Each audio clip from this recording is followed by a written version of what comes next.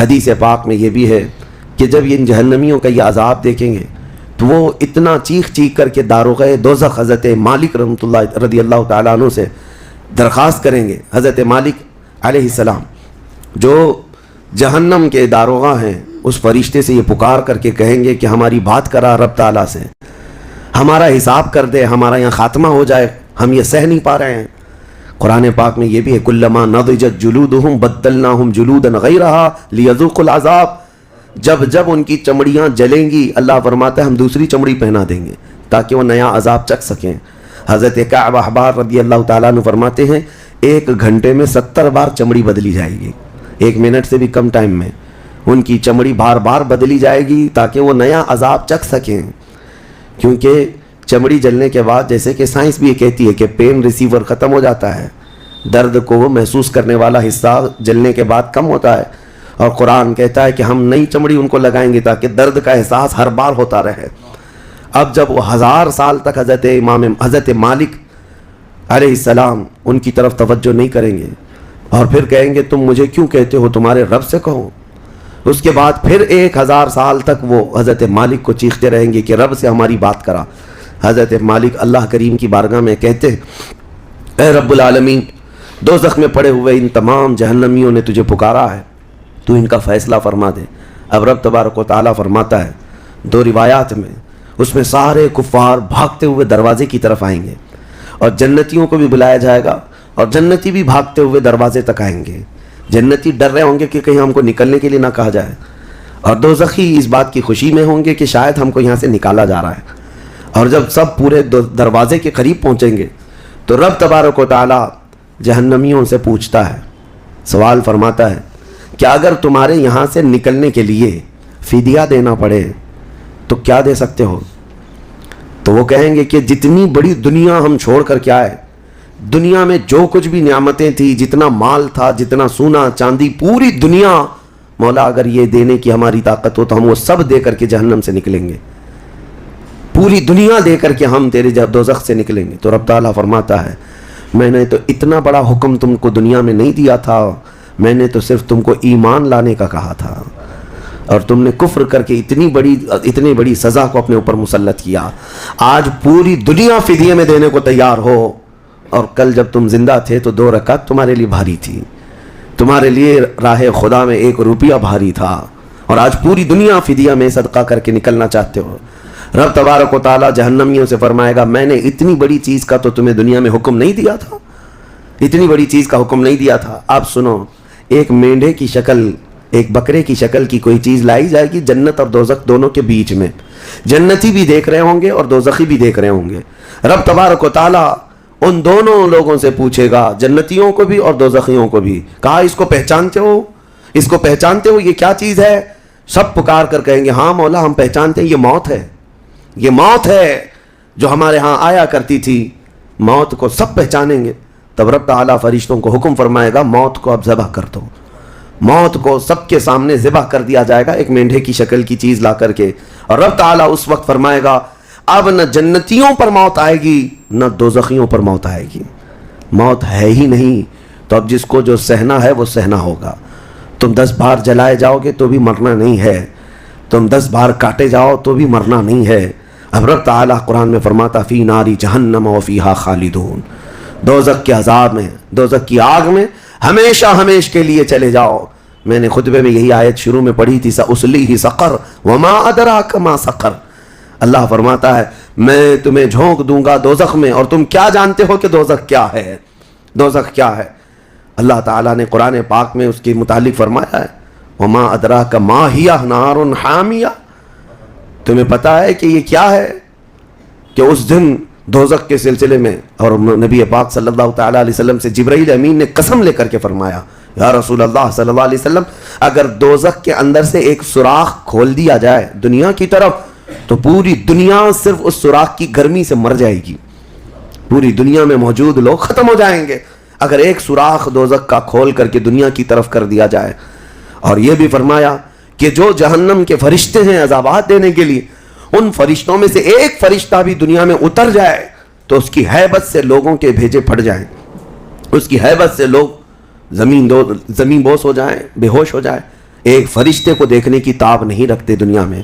عزیزان گرامی وقار، وہ ہے دوزخ، یہ ہے جہنم، جس کی متعلق ابھی میں نے جو کہا وہ شاید 5% بھی نہیں کہا ہوگا. مختصر سی بات میں اس لیے آج یہ آپ کے سامنے رکھا کہ لوگوں کو یہ ہلکا لگتا ہے کہ دوزخ سے آزاد ہو رہا ہے. کوئی جیل ہے کہ یہاں سے آزاد ہو گیا؟ پہلے وہاں پر بھی کھانا پانی سب چل رہا تھا. دوزخ، جہنم، جس کے تصور سے رونگٹے کانپ جائیں جسم کے اندر.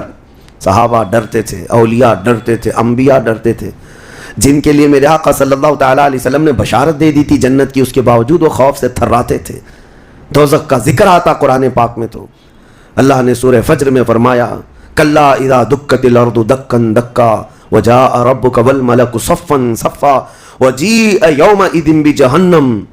یہ وہ دن ہوگا جب پوری زمین ہلا دی جائے گی، ہلا دی جائے گی، سب کچھ ہل جائے گا، اور فرشتے صف در صف اللہ کی بارگاہ میں ہیبت سے کھڑے ہوں گے، کسی کی بات کرنے کی ہمت نہیں ہوگی.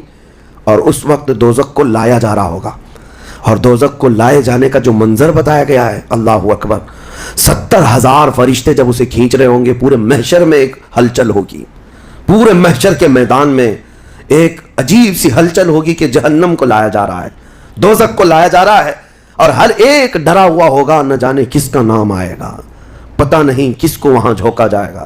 اور دوزخ کی زبان بھی ہے، وہ آگ اگل رہی ہوگی اور جہنمیوں کی طرف بہت تیزی سے دیکھ رہی ہوگی. یہاں تک کہ ایک حدیث میں یہ بھی ملتا ہے، نبی اقدس صلی اللہ تعالیٰ علیہ وسلم قیامت کے دن اس دوزخ کو دیکھ کر کے رو رہے ہوں گے. میرے آقا صلی اللہ تعالیٰ علیہ وسلم، اے اللہ، آخر اس دوزخ کو لایا گیا، کیا اس میں اب میری امت کو جھونکا جائے گا؟ حضور اکرم صلی اللہ تعالیٰ علیہ وسلم اس دن دوزخ کے ان حالات کو دیکھ کر رو رہے اللہ کریم کی بارگاہ میں.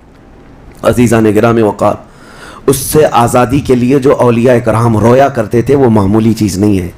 آج تو ہماری کیفیت یہ ہے، دوزخ دوزخ دوزخ، کچھ رہ نہیں گیا، ہلکے انداز میں بولنا، ہلکے انداز میں سن لینا اور چلے جانا. کیا ہمارے دلوں پر کچھ اثر ہوتا ہے؟ کیا ہماری آنکھیں بھیگتی ہیں اس نار دوزخ سے، جس کا صرف اور صرف تذکرہ سن کر کے ہمارے اندر ایمان ہو تو تڑپ جانا چاہیے کہ اے اللہ، میں تیری دوزخ کے عذاب کو سہنے کے قابل نہیں. آج موم بتی میں میری انگلی جل جائے تو میں برداشت نہیں کر پاتا، تو پھر اس دوزخ کا کیا حال ہوگا جس کے متعلق حضور صلی اللہ علیہ وسلم فرماتے ہیں دنیا کے جتنے بڑے اونٹ ہوتے ہیں، اتنا بڑا تو دوزخ کا ایک بچھو ہوگا، ایک بچھو ہوگا، اونٹوں کے برابر کے بچھو ہوں گے. اور سانپوں کا ڈنک ایسا ہے کہ وہ سانپ کا ڈنک کسی پہاڑ پر بھی یہاں کے وہ مار دے سانپ دوزخ کا تو پہاڑ کے اندر ٹکڑے ٹکڑے ہو جائیں، پاش پاش ہو جائے. لیکن یہ سب دوزخیوں پر مسلط کیا جائے گا. نبی اکرم صلی اللہ تعالیٰ علیہ وسلم سے پوچھا گیا ہلکا عذاب کیا ہے؟ آپ فرماتے ہیں آگ کی جوتیاں پہنائی جائیں گی، جس کی گرمی سے تانبے یا پیتل کی پتیلی میں کوئی پانی جیسا پکتا ہے، ایسا اس کا بھیجا پک کر ابل رہا ہوگا، اور وہ یہ سمجھے گا کہ میں سب سے بڑے عذاب میں مبتلا ہوں. حضور فرماتے جبکہ وہ سب سے ہلکے عذاب میں ہوگا، اور جو دردناک عذاب ہے، جو ذلت والا عذاب ہے، جو بڑا عذاب ہے، اس کا تو اندازہ ہی نہیں. لیکن یہ تمام حالات اس رمضان کے اخیر عشرے میں اسی لیے عرض کر رہا ہوں کہ یہ عشرہ وہ مبارک ہے کہ جس کے متعلق حدیث میں ہے کہ اس میں اللہ تعالیٰ بہت سارے لوگوں کو دوزخ سے آزاد کرتا ہے. وہ کون لوگ ہوں گے جو دوزخ سے آزاد ہو رہے ہوں گے؟ کاش ان کو طلب ہوتی کہ ہم دوزخ سے آزاد ہوتے اس آخری عشرے میں، ورنہ آخری عشرے میں تو لوگ رات بھر کیرم کھیلنے میں گزار رہے ہیں، رات بھر فٹ بال اور کرکٹ کھیل کر کے، جبکہ بخشش کی راتیں ہیں. اللہ کریم ارشاد فرما رہا ہے ان راتوں میں مجھ سے مانگ لو، میں تمہیں جہنم سے آزاد کروں گا. کس کو پڑی ہے؟ کس کو پڑی ہے؟ ہر کوئی یہ سوچتا ہے کہ رات کس طرح سے بتائیں. لوگ اپنے رات کے ٹائم پاس کرنے کے لیے الگ الگ ہیلے بہانے ڈھونڈ رہے ہیں. کسی کو لوڈو کھیلنا ہے، کسی کو کیرم کھیلنا ہے، کسی کو کرکٹ کھیلنا ہے. او امت مصطفیٰ، تمہاری قسمت کیا ہو گئی؟ تمہاری سوچیں اور تمہاری فکریں کیسے بدل گئی؟ زندگی تو کھیل کود میں گزری ہی ہے، کیا یہ آخری عشرہ بھی تم اسی طرح کھیل کود میں گزارو گے؟ وہ رحمان رب ذوالجلال جس کی ہیبت سے ملائکہ کانپ رہے ہیں، ملائکہ تمہاری طرف دیکھ کر کے کیسے رشک کرتے تھے، لیکن آج کیا ہو گیا تمہارے اوپر؟ آج بھی ملائکہ دیکھ رہے ہوں گے، اور اللہ کریم روزانہ پکار رہا ہے اس امت کو، لیکن یہ امت اس کی طرف توجہ نہیں کرنا چاہتی. کسی کو مانگنا نہیں ہے کہ مولا ہماری بخشش کر دے. تراویح میں بھی تو ایسے بھاگتے ہیں جیسے لگتا ہے کہ باہر ان کا سامان چھوٹ گیا ہے، ایسے فوراً مسجد سے بھاگ کر چلے جائیں. تمہیں 1 گھنٹہ اللہ کے گھر میں بھاری پڑ جاتا ہے، کوئی حافظ اگر 10 منٹ زیادہ کر دے تو اس کے اوپر بمباریاں ہو جاتی ہیں، لوگوں کو ایسا لگنے لگتا ہے جھیلا دیا آج تو اس نے کس کام میں۔ ارے میرے عزیزو، جو جنتی خواتین کی سردار ہے میرے مصطفیٰ کی بیٹی، سجدے سے سر اٹھاتی تھی صبح کے وقت، پھر یوں کہتی تھی کہ مولا تیری راتیں کتنی چھوٹی ہو گئی کہ میرا سجدہ پورا نہیں ہو پاتا، تیری راتیں کتنی چھوٹی ہو گئی کہ میرا پورا سجدہ نہیں ہو پاتا، اور تم یہاں پر رکعتوں کو گن گن کر کے بھاگنے کے فراق میں ہو۔ دنیا کے ہزاروں کام پڑے ہیں میرے عزیزو، لیکن کیا ہوگا اس دن جب قیامت کے دن فیصلہ سنا دیا جائے؟ اس دن سوائے اس کے کچھ نہیں کہو گے کہ اے اللہ ربنا اخرجنا نعمل صالحا، اے اللہ ہم کو یہاں سے نکال دے، ہم نیک کام کر کے آئیں گے۔ یہ قرآن میں ہے، دوزخی ہر ایک پکارے گا ربنا اخرجنا نعمل صالحا غیر الذی کنا نعمل، پہلے جیسے کرتے تھے ویسا نہیں کریں گے، ہم اچھا کام کر کے آئیں گے، ایک بار ہم کو نکال دے۔ رب تعالیٰ فرماتا ہے کلا، ہرگز نہیں، ہرگز نہیں۔ اللہ فرماتا ہے اب اس کے بعد کوئی موقع نہیں، اور جہنم کا دربان خود ان سے پوچھتا ہے الم یاتیکم نذیر، کیا تمہارے پاس کوئی ڈر سنانے والا آیا نہیں تھا؟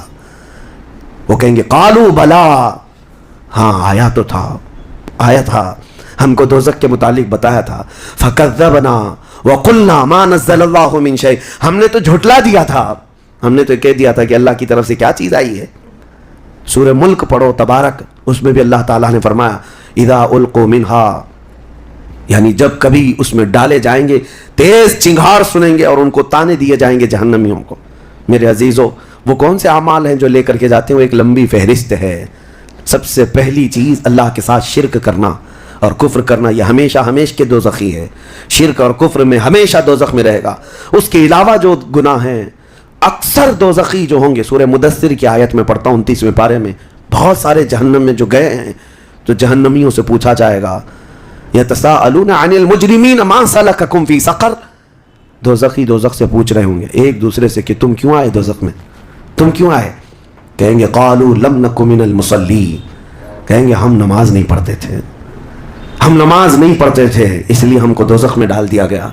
ولم نک نطعم المسکین، اور ہم مسکین کو کھانا نہیں کھلاتے تھے، ہم کسی مسکین کو کھانا نہیں کھلاتے تھے، دوزخ میں لائے گئے۔ وَكُنَّا نُكَذِّبُ بِيَوْمِ الدِّينِ، ہم قیامت کے دن کا انکار کر بیٹھے تھے اس لیے دوزخ میں آئے۔ الگ الگ کیٹیگری ہے جہنمیوں کی۔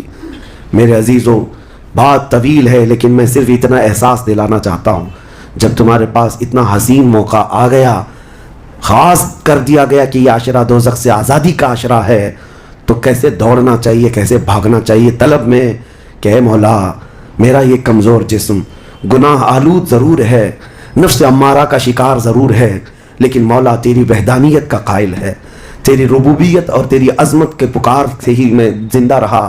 آج مولا میری خطاؤں کو درگزر کر دے۔